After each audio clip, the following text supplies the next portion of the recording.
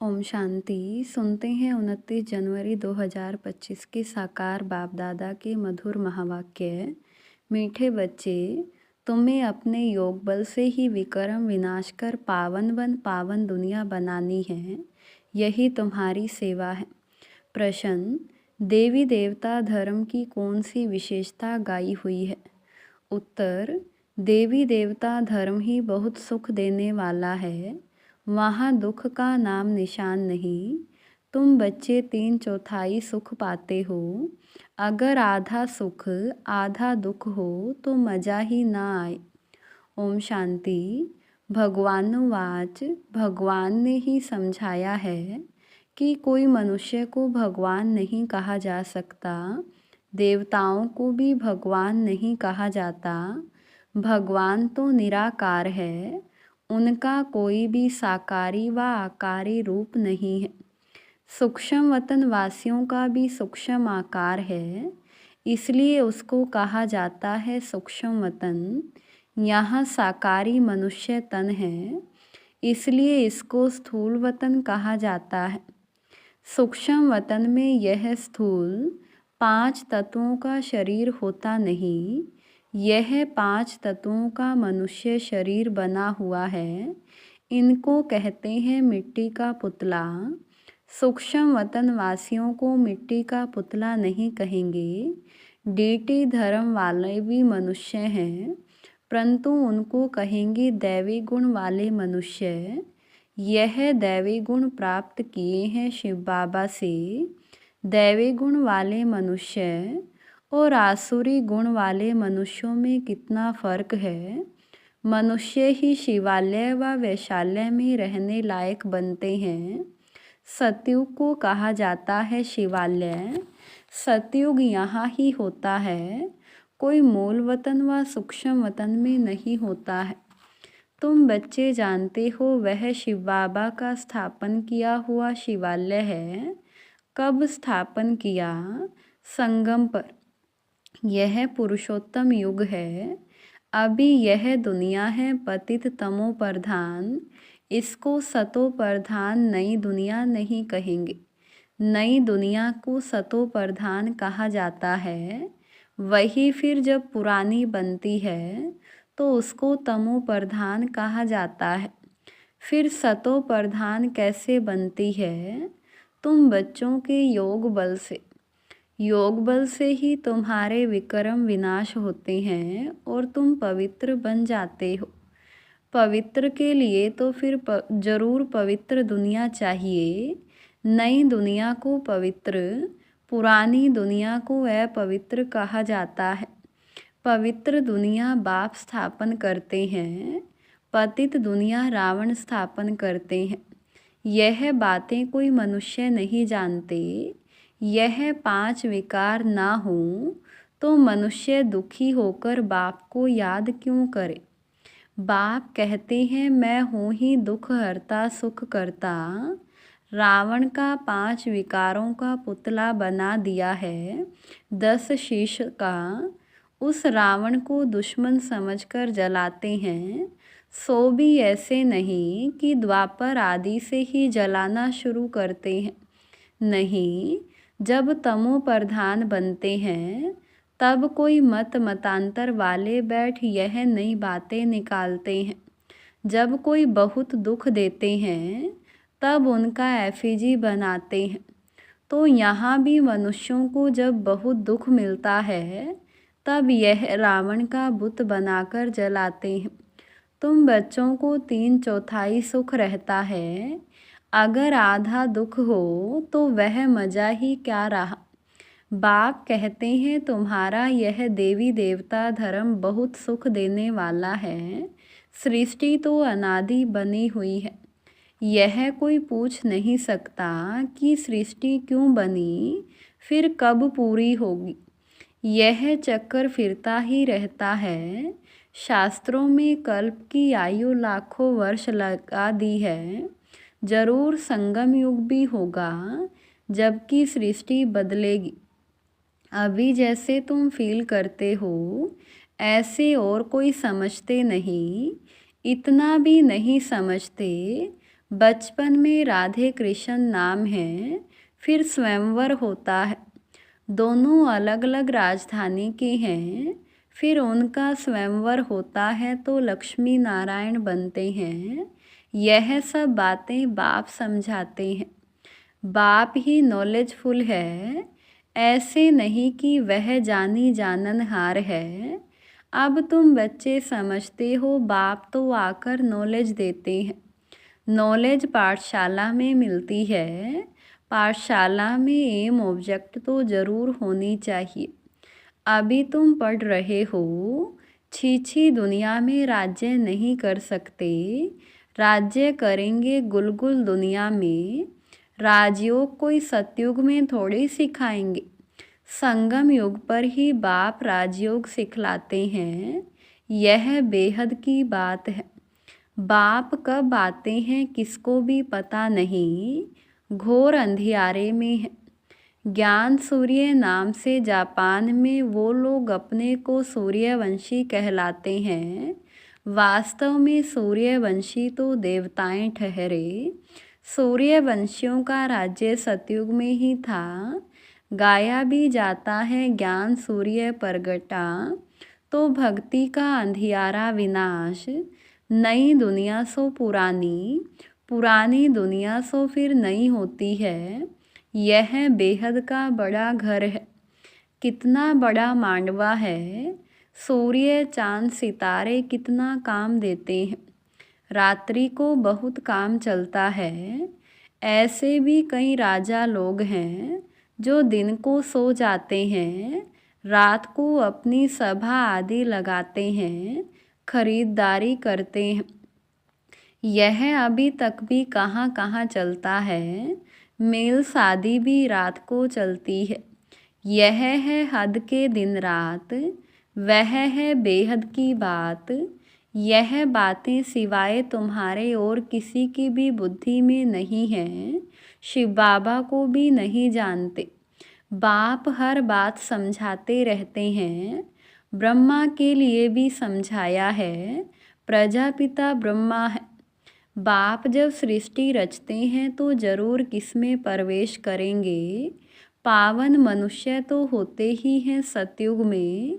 कलयुग में तो सब विकार से पैदा होते हैं, इसलिए पतित कहा जाता है।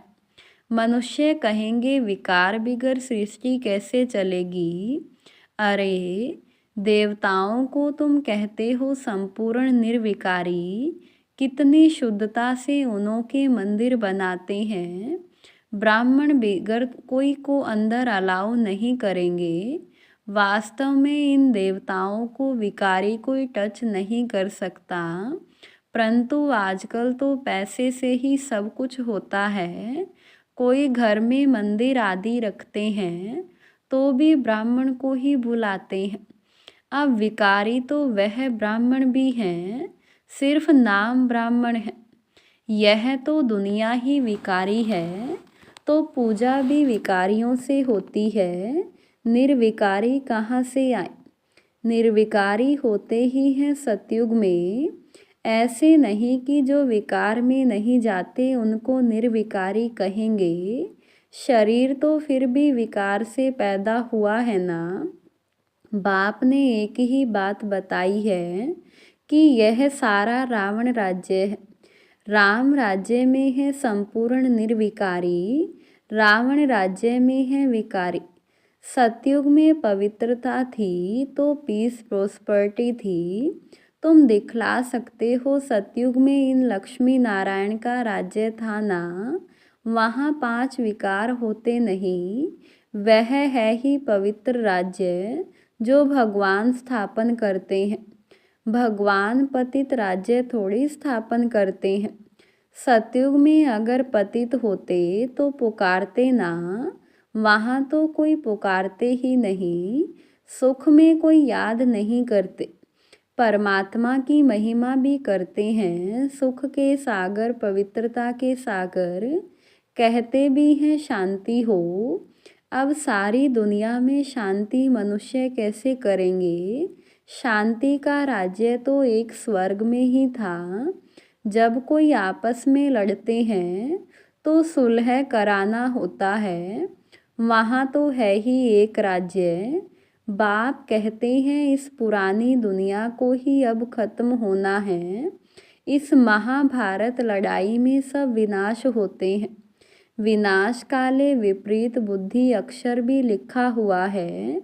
बरोबर पांडव तो तुम हो ना, तुम हो रूहानी पंडे, सबको मुक्ति धाम का रास्ता बताते हो। वह है आत्माओं का घर शांति धाम, यह है दुख धाम। अब बाप कहते हैं इस दुख धाम को देखते हुए भी भूल जाओ, बस अभी तो हमको शांति धाम में जाना है। यह आत्मा कहती है, आत्मा रियलाइज करती है, आत्मा को स्मृति आई है कि मैं आत्मा हूँ।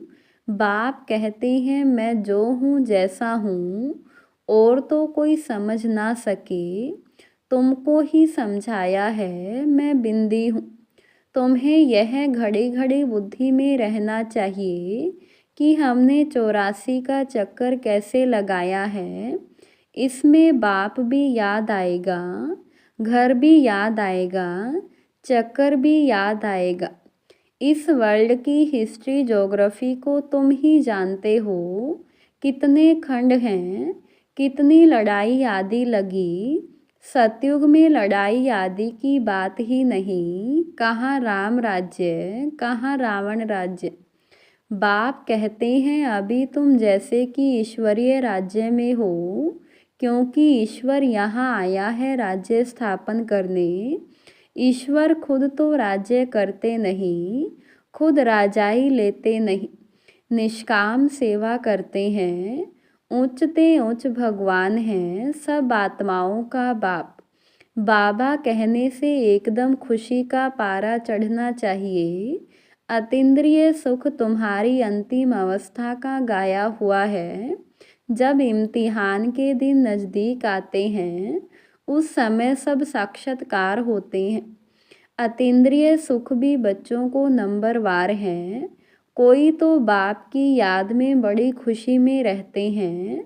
तुम बच्चों को सारा दिन यही फीलिंग रहे कि ओहो बाबा, आपने हमें क्या से क्या बना दिया, आपसे कितना ना हमें सुख मिलता है।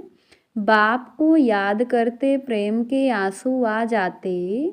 कमाल है, आप आकर के हमको दुख से छुड़ाते हो, विषय सागर से क्षीर सागर में ले चलते हो। सारा दिन यही फीलिंग रहनी चाहिए। बाप जिस समय तुमको याद दिलाते हैं तो तुम कितने गदगद होते हो। शिव बाबा हमको राजयोग सिखला रहे हैं। बरोबर शिवरात्रि भी मनाई जाती है, परंतु मनुष्यों ने शिव बाबा के बदले श्री कृष्ण का नाम गीता में दे दिया है। यह बड़े ते बड़ी एकज भूल है। नंबर 1 गीता में ही भूल कर दी है। ड्रामा ही ऐसा बना हुआ है। बाप आकर यह भूल बताते हैं कि पतित पावन मैं हूँ व श्री कृष्ण। तुमको मैंने राजयोग सिखलाए, मनुष्य से देवता बनाया।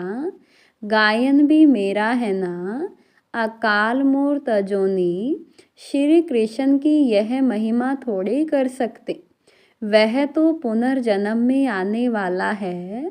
तुम बच्चों में भी नंबरवार है, जिनकी बुद्धि में यह सब बातें रहती हैं। ज्ञान के साथ चलन भी अच्छी चाहिए, माया भी कोई कम नहीं। जो पहले आएंगे वह जरूर इतनी ताकत वाले होंगे।